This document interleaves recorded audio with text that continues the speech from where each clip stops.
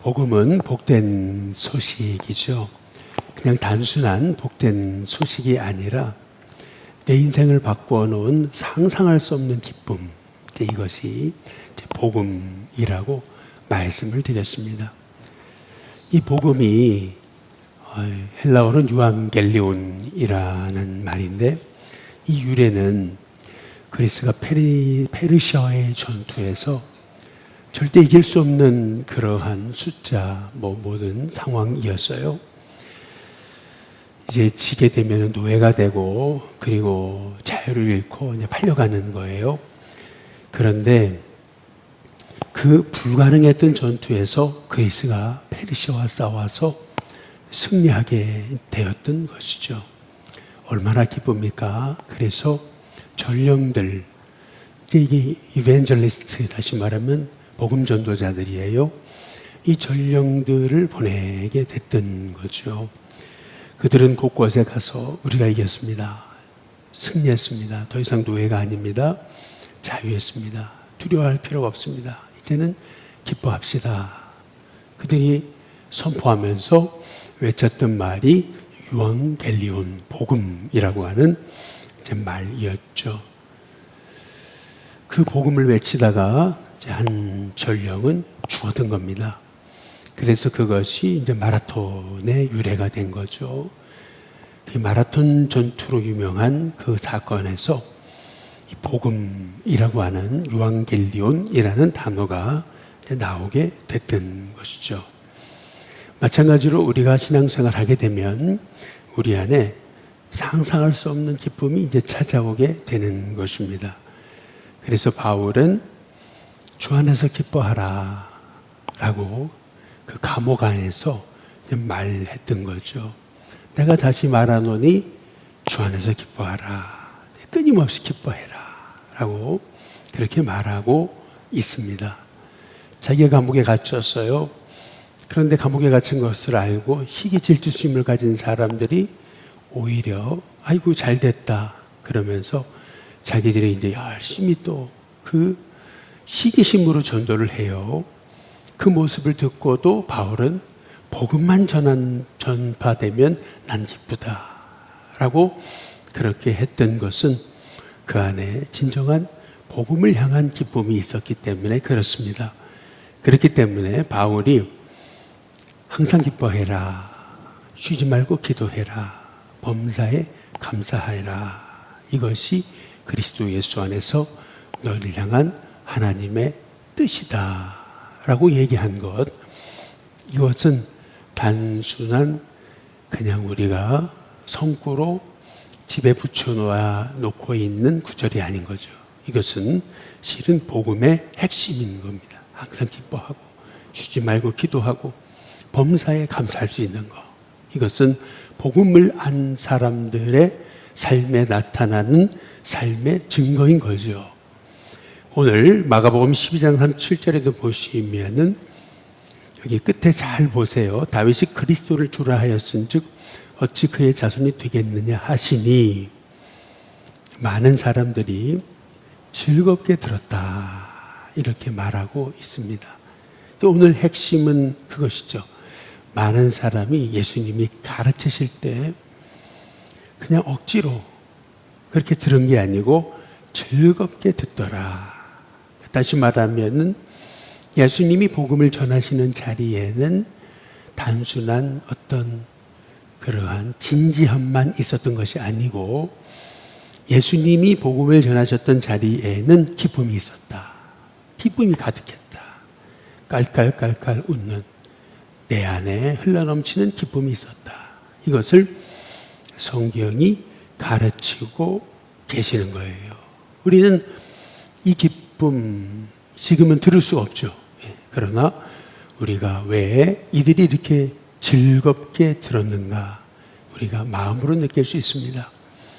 복음을 알게 되면 우리 안에 진정한 세상에서는 경험할 수 없는 기쁨이 있는 거죠.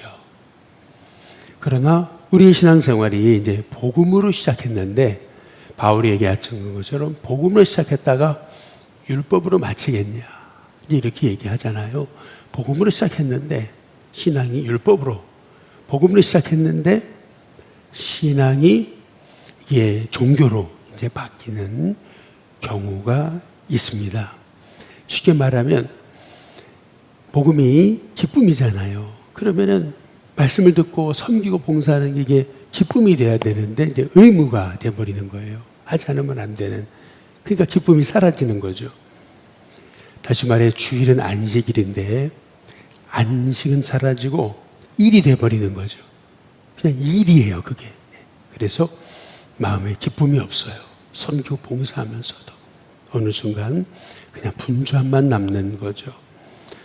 그리고 신앙생활은 하나님을 향한 그 진실이거든요. 진실함이에요. 하나님이 그걸 원하시는 건데 어느 순간 하나님을 향한 진실은 사라지고 외식만 남아요. 사람에 보여지는 거, 척하는 거.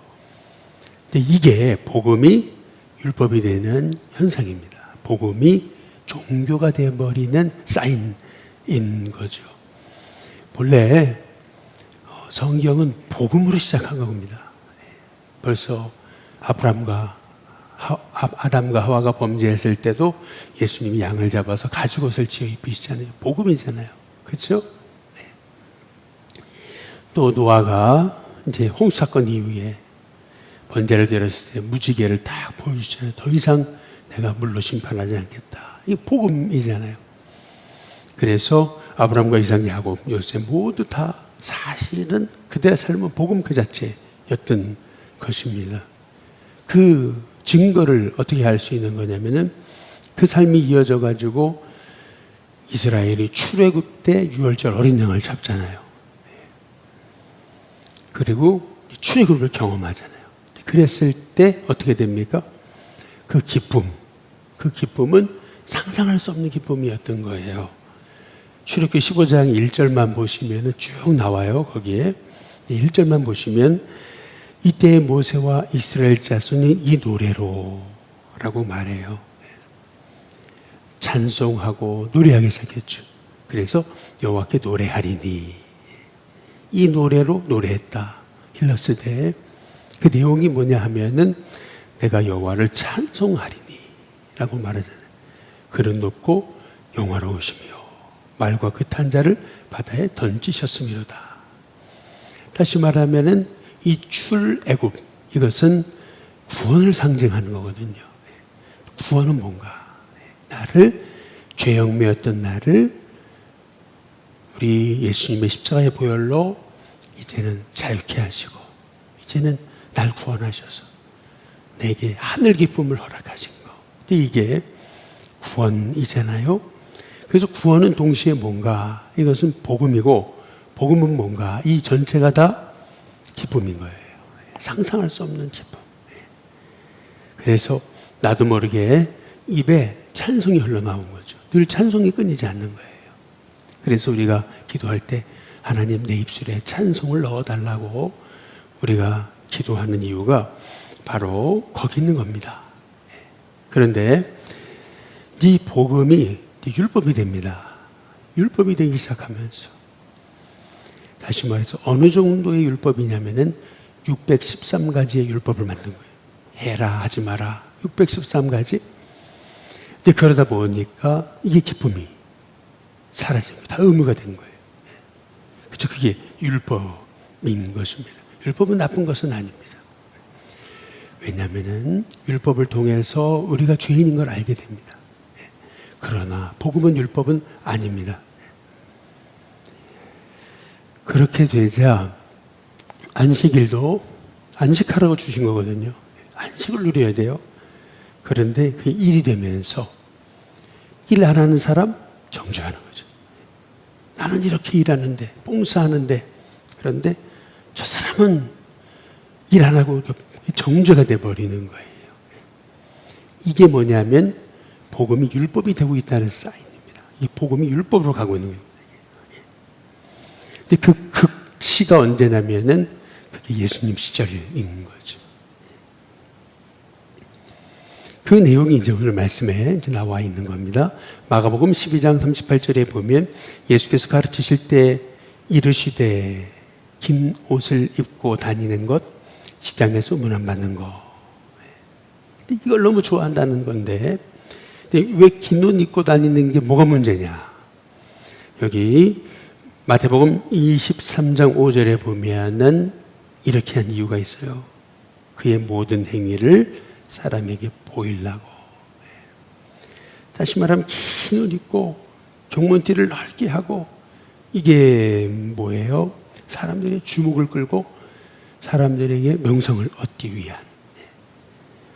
그러니까 신앙이라는 건 뭐냐면 하나님을 향해야 되는데, 신앙이 사람을 향하는 순간 종교가 되고 율법이 됩니다. 그래서 항상 우리의 신앙은 사람이 아니라 우리의 신앙은 십자가를 향해야 되는 거죠. 늘 시선이 그쪽에 있어야 되는 거예요. 인정받기 원하는 욕구. 여러분, 이거는 인간의 기본 욕구입니다. 이걸 뭐라고 할 수 없어요. 아니, 당연해요. 다 인정받아야 살 수 있어요. 잘한다. 참 대단하다. 참 훌륭하다. 여러분, 그거 하지 말라는 얘기가 아니에요. 해야 돼요. 사람을 인정해 줘야 돼요. 사람을 높여 줘야 돼요. 축복해 줘야 돼요. 여러분, 이게 없으면 사람은 살 수가 없어요. 그러나 이 인정받는 게 목적이 되면은, 그러면 신앙은 변질된다. 다시 말해 복음이 율법이 되고 복음이 종교가 된다 라고 하는 말인 거죠. 여기 문안 받는 거 좋아한다 그랬잖아요. 이 말의 의미는 뭐냐면은, 문안 받는다, 이게 뭘 의미하는 거냐면, 아유, 안녕히 계셨습니까? 뭐 그런 의미도 있지만, 여기서 문안 받는 걸 좋아했다는 말의 의미는 이제 랍비에다라고 칭함받기를 좋아했던 거예요. 랍비라는 말의 의미는 뭐냐 하면은 나의 위대한 분이라는 뜻이 있습니다. 위대하신 분, 위대하신 선생님, 위대하신 지도자. 그 얘기를 듣기를 원했다. 그래서 긴 옷 입고 경문띠를 넓게 하면서 쫙 걸어다니면 랍비요. 그러면은요, 얼마나 그냥 그들이 좋아하고. 여러분, 사람이 높아지는 거, 이거 무조건 나쁘게 보시면 안 됩니다. 왜냐하면은, 여러분, 전투도 보잖아요. 전투도요, 밑에서 싸우면요, 져요. 고지 올라가야 돼요. 딱 고지를 점령하면은요, 그때부터는 싸움이 완전 다 승리예요. 똑같아요. 여러분, 이등병이 전도하는 거랑 3스타가 전도하는 거는 다른 거예요. 3스타는 밑에 사람들이 쫙 깔려져. 한마디만 하면 밑에 사람들이 예수 앞에 나올 수 있는 가능성이 더 커져요. 근데 어떻게 명령하는 게 아니고 섬길 때. 3스타인데 섬겨요. 3스타인데 백성들, 그 밑에 사람들을 돕고, 그리고 겸손하게 사랑해요. 그러면요, 1등 명이 섬기고 겸손하게 사랑하고 그렇게 전도하는 것과 3스타가 하는 거는 완전 다른 거예요.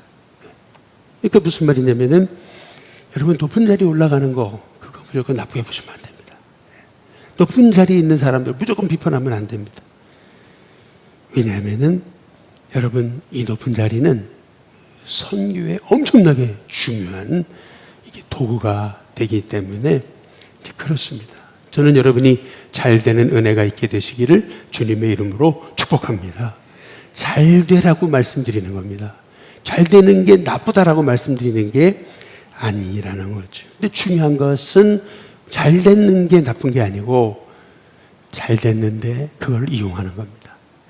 오히려 잘 될수록 내 마음에 십자가가 있어요. 그래서 섬김과 봉사와 사랑으로 예수님을 드러낼 때 그거는 엄청난 선교 역사가 된다. 그래서 여기 마가복음 12장 39절에 보면은 회당의 높은 자리, 잔치 윗자리, 그것만을 원하는 서기관들을 삼가라. 이렇게 얘기하거든요. 이게 무슨 말이냐면은 회당에 가면은요, 앞에 긴 의자가 있는 거예요. 여러분, 옛날에 왕들이요, 긴 의자에 앉았습니다.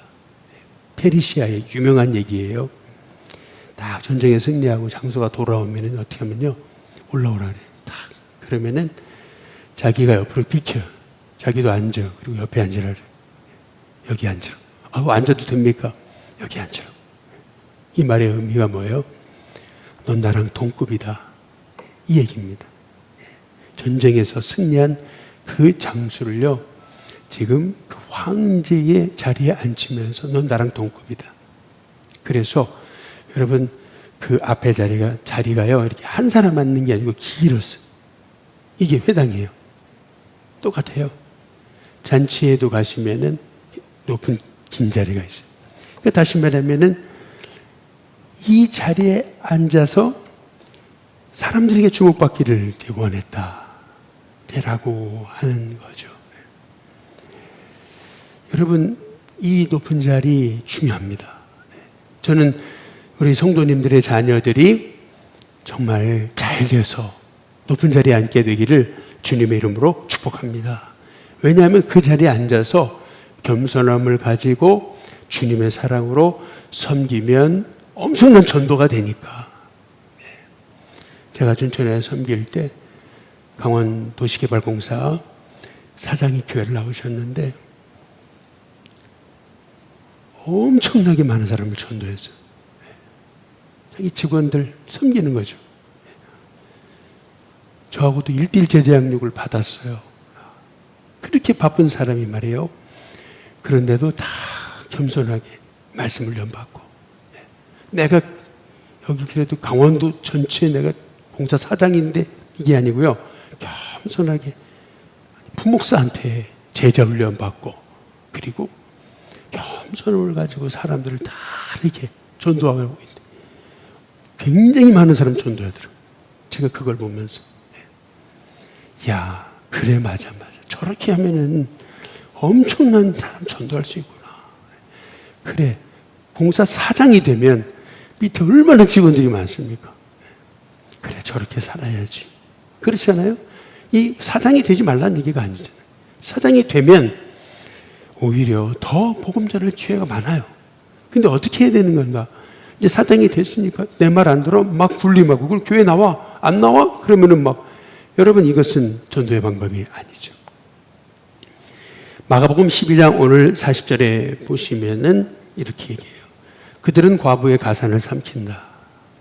외식으로 길게 잊히기도 한다. 그 받는 판결은 더욱 중하다. 반드시 하나님 판결하신다. 라고 얘기하잖아요. 과부의 가산을 삼킨다는 말은 뭐냐 하면은, 쉽게 말하면 그 과부, 가장 가난한 사람인데 얼마나 물질을 탐했나 라고 하는 거고요. 길게 기도했다. 여러분, 길게 기도하는 게 나쁜 겁니까? 아니잖아요. 근데 뭐가 문제예요? 왜 사람들 보이는 앞에서 길게 기도합니까? 근데 그 이유는 뭐냐면은 그 기도가 사람을 향하는 거예요. 사람을 향하고 있는 거예요. 여러분, 기도는 누구를 향해요? 하나님을 향해요. 그래서 우리가 대표기도 샘플을 보내드리는 이유는 우리가 거기에 감사하고 회개하고 간구하고 중보하는, 그러니까 하나님 앞에 성도들을 대표해서 기도하는 거예요. 개인 기도하고는 달라요. 그래서 대표기도문을 보내드리는 거예요. 목적은 뭐냐면은 하나님께 올려드리는 기도. 사람을 향한 게 아니에요. 사람을 향하긴 순간, 여러분, 그것은 실은 우리의 기도가 점점점 하나님과 멀어진다라고 하는 것을 말씀하고 있는 거죠. 예수님 말씀하신 거 이제 세 가지예요. 정리하면은 높아지려는 요구를 예수님이 말씀하시는 거예요. 이게 무조건 나쁘다고 말씀드린 거 아닙니다. 처음엔 순수하게 봉사해요. 근데 시간이 지날수록 어떻게 되냐면 봉사가 아니고 특권이 돼버립니다. 그러면은 이게 종교가 됩니다. 율법이 돼버립니다. 그리고 존경받기 위해 봉사하는 거, 이제 새로운 수도원 원장이 왔대요. 새로운 수도원 원장인 줄 모르고 허름하니까. 그러니까 이제 좀 높다는 사람이 허드렛 일을 시키는 거예요. 저 가서 쓰레기 줍고, 저기 가서 저기 청소하고. 근데 이 수도원 원장이 아무 말도 안 하고 쓰레기 줍고 청소하는 거예요. 일을 하는 거예요. 근데 감독이 왔어요. 딱 보는데, 아니, 원장님 뭐 하고 계시냐고. 지금 뭐 하고 있는 거냐고. 지금 원장 아니냐고 이제 이제 그랬더니 원장이 그러더래요. 이게 예수님의 삶 아닙니까? 그렇지 않아요? 존경받는 것은 섬김의 결과예요. 섬기면요, 당연히 여러분 존경받습니다. 예수님 그 말씀 하시는 거잖아요. 그리고 마지막으로 종교를 상업화하는 거. 그러니까 무슨 말이냐면은 이익과 출세를 위해서 교회를 이용하는 거. 여러분 이게 이렇게 될 때 복음이 율법이 되고 종교가 됩니다. 제가 이 말씀만 드리고 이제 마치겠습니다. 이번에 명절에 제가 우리 아내의 사촌 동생의 그 남편을 만났어요. 실은 저를 멀리서 봤다 그랬는데 전 처음 봤어요. 사실은 아니 개척교회 한다고 들었는데 교회를 개척했어요. 개척교회 한다고 들었는데 국제학교를 한대요. 그래서 어떻게 국제학교를? 그 이제 장인이 대형교회 이제 목사님 이시셨거든요. 그래서 속으로 아니 야 대형교회 목사 사위는 다르네. 속으로. 그런데 궁금해가지고 애들이 몇 명이냐. 그랬더니 5명이래. 아니 국제학교라면서요. 어떻게 5명이에요? 그랬더니 이게 다 네트워크 있습니다. 아니 5명이 이게 타산이 안 맞아. 그래 얼마나 받아요? 그랬더니 70만 원이에요. 월. 근데 같이 자고 산대요. 5명을 가지고 70만 원 받고 같이 살고 먹고 자면서 국제학교를 하는데 이익이 되나? 이제 이해가 안 되더라고. 그래가지고 선생님은 누가 해요? 그랬더니 제가 해요. 그럼 밥은 누가 요리사가 있어요? 제가 해요. 운전은 그럼 누가 해요? 제가 해요. 아니 너무 이게 제가 이해가 안 돼가지고 이렇게 이런 게 다 있고 그럼 걔들 학교 안 다녀요? 그랬더니 학교에 다 부정한 애들이 뭐죠? 게임 중독 막 이렇게 아예 그냥 학교에서 공부 안 하고 완전히 그냥 부모도 어떻게 할 수 없는 애들. 그럼 그 애들이 어디서 와요? 그랬더니 인천, 서울 곳곳에서 애들은 어떻게 알고 와요? 그랬더니 다 그냥 소문 듣고 귓소문으로 와요. 그러더라고요. 그러니까 옆에서 이제 장인께서 그 대형교회 하셨던 장인께서 그러는 거예요. 대단하다고. 내가 보기에도 대단하다고. 그러면서 하시는 말씀이 맨날 애들하고 같이 살고 같이 먹고 자고 자식처럼 키우고 제가 그 얘기를 들으면서 와, 저 어떻게 살지? 교회는 얼마나 커요? 몇 명 안 모여요. 개척교회. 그래서 제가 다음날 물어봤어요. 힘들지 않냐고. 그랬더니 힘들죠. 그런데 그럼 어떻게 그 일을 하냐고.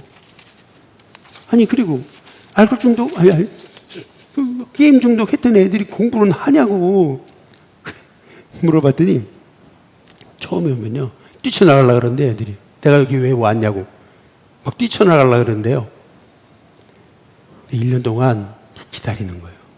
대신 사랑해 주는 거예요. 그러면 어떻게 되냐면은 나중에 애들이 명절에 이제 집에 보내잖아요.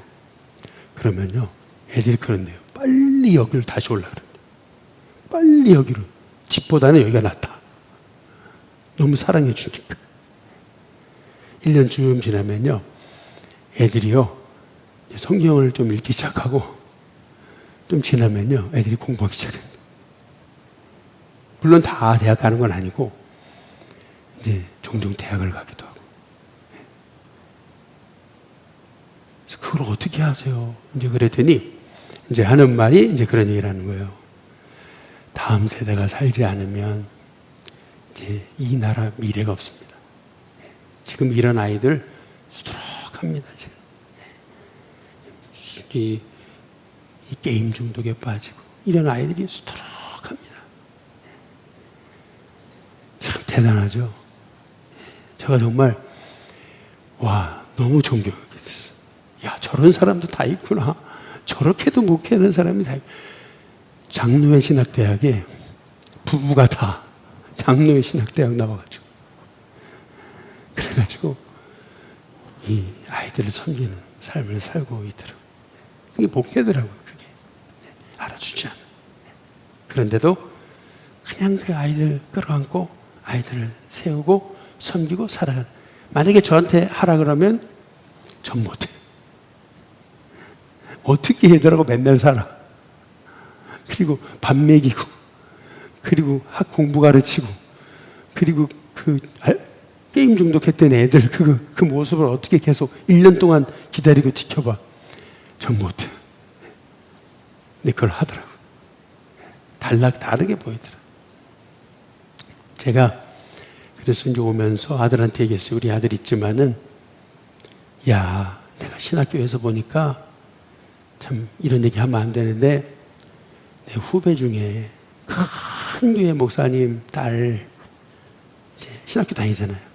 일부러 접근해가지고 결혼하고 그리고 결국에는 큰 교회 목사 되는 애들이 있더라.